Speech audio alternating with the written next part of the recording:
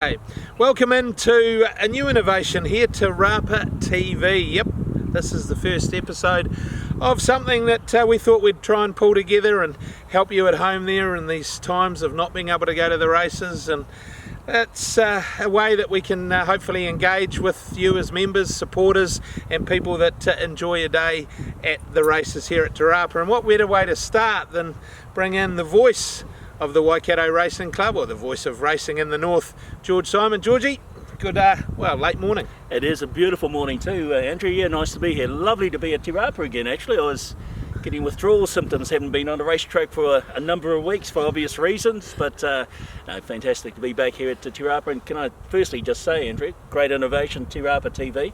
And welcome to the Tron, you and Tess and the kids. I'm sure you'll enjoy it here, mate. Yeah, look, it was one of those frosts this morning though. I'm not sure about that. You get used to it. First thing I'd say is that the track's in magnificent order. It seems a shame that we're going to have to race on it shortly. Yeah, exactly. But as I said, I'm really looking forward to racing, getting back underway. You know, quite often in this job you get a bit bored sometimes, to be fair, in the middle of winter. But boy, I tell you what, I've realised just how lucky I am to be doing the job that I do, and to get to the races as often as what I do during the year. So yeah, can't wait for it all to get back, and the track looks absolutely outstanding. And even keen to call the trials. Yes, apparently I'm even put my name forward to call trials these days, Andrew, which is just shows how much I've missed the job, I suppose. Well, that's right, we've all missed it. Talking about trials, talking about Te Rapa, we looked up there and you alluded to the fact that this is sort of where it all started, really.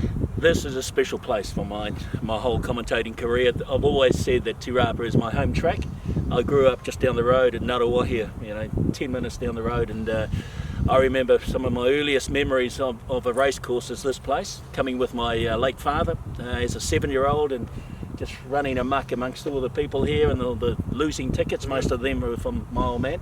But also the fact that you saw the horses, you saw the little fellows on top with their bright colours, and of course the voice.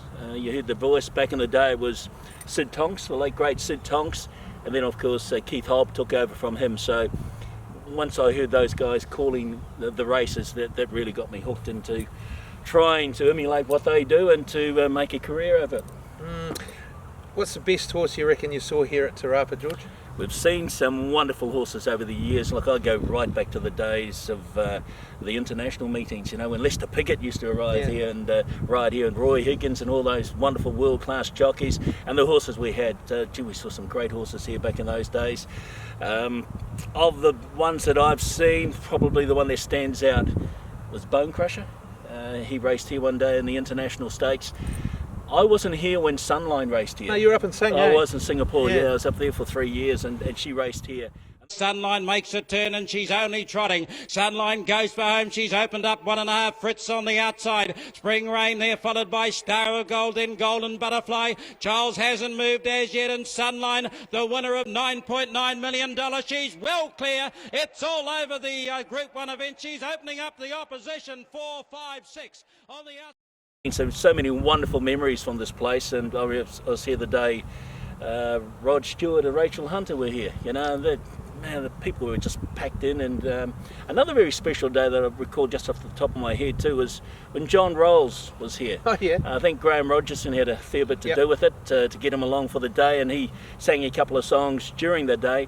But after the last race, he got on the birdcage and he just gave a concert basically, and the old ladies were just absolutely beside themselves, and he was fantastic. He was a fantastic entertainer. So, there have been so many wonderful occasions here, but I suppose the Bone Crusher was the one horse that I really marvelled at watching him. That Rod and Rachel day, was that the day they had bookies here as well? I think so. Waterhouse, Robbie Waterhouse, yeah. They had, I think everybody was trying to beat him. Yeah. And a few of us had a crack too, we ran second. But anyway, as I say, it was just those wonderful memories that this place has always got. When I look up there on top of the grandstand roof, that's where I started. I used to sit up there with with my binoculars and my tape recorder and call into my recorder and trying to be Keith Hobb, and that's where I met Hobby as well, and he from there took me under his wing. So he was a massive influence, wasn't he? A huge influence in my career, and a great mentor.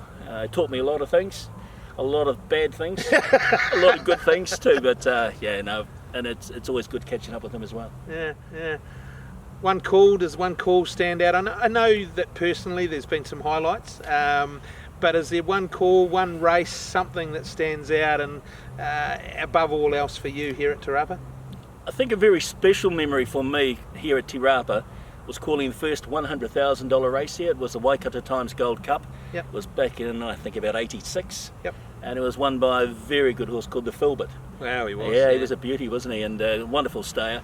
Travelled all over the world, of course, the Filbert, and trained by Don Couchman. He won the Waikato Times Gold Cup that year in the hands of Grant Cooksley. You would have been young too. I was, yeah. Had a different voice then too. The older I've got, the lower the voice has got. It's but not those cigars, is it? Yeah, might be. Yeah, a few late nights in my man cave probably doesn't do any. Not a bad spot, Iggy's. Not bad, Andrew. Yeah, not bad. But yeah, that's a special memory. And yeah, it was the first $100,000 race here in the Waikato, and little Māori boy from Ngātaua here was calling it, so that was great. Jumps racing, something that you're a big fan of. I know you love calling the Great Northern, but you get a great view here. That double out in front of you looks fantastic. It's a wonderful track to come to work on here. You get a good view of everything. Big, roomy straight, long straight. They get a long run in. It's a fair track. Every horse gets a crack at it. So yeah, as I say, it's just brings back so many wonderful memories, and I've had the occasion to call so many wonderful horses, and hopefully I haven't annoyed too many people over those years, Andrew. It's been a long time now. Not at all. Lockdown, you've coped? Actually, yeah, there were two of us in our bubble, and it depends which one you ask. Personally, I thought I coped really well. Yeah. Mary Ann, my wife, probably would beg to differ. Look, I'm not the most technologically savvy person, but I discovered the wonderful world of Netflix, Andrew. Oh, yes. And in particular, a series called The Blacklist. And thank God for The Blacklist, because it absolutely stopped me. Yeah, got me through. There's only so many times a man can watch his wife mow the lawns during lockdown, you see. So, but The Blacklist, it's highly recommended and wonderful television. I binge watch on it. Yeah. Just But to keep you sane, Mana Park, 30 odd acres out there with all those horses and things, that must have been a good release for you. Absolutely, we had to feed the horses every day, and shift the beefies and things like that. So we were able to. I think it's the longest time we've ever spent together. Yeah, Marianne and I. And you're still together, so that's a positive. I still got the wedding ring on. So I was amazed it still fitted actually, but yeah, exactly. We work pretty closely, and you do realise just how fortunate you are sometimes, but. Man, the whole world has just changed so much in the last couple of months, hasn't it? It sure has, and look, that racing is not going to be immune to it. It's going to change immeasurably. We're going to race twice here in July. It's going to be, at this stage, lockdown. It's going to be quite eerie. In fact, you called one of those meetings. That must have been quite a strange thing. It was, just prior to lockdown, when the crowds weren't allowed on track, and there was at Ottawa Park, and it was, when they came up the home straight, that in the first race, it was a 2200 metre race, you could almost hear the jockeys changing their minds. It was an eerie silence, and hey, look, it's just the way of the world at this stage. So hopefully we can get back to some sense of normality. But initially, obviously, there's not going to be anybody here except us. No. Look, George, thanks for taking the time to join us today. We'll look forward to your dulcet tones ringing out over Te Rapa on Tuesday the 9th of June for the trials, and from there we look forward to getting back into the swing of racing in the north. Thanks for taking the time to join us. My pleasure, Andrew, my pleasure.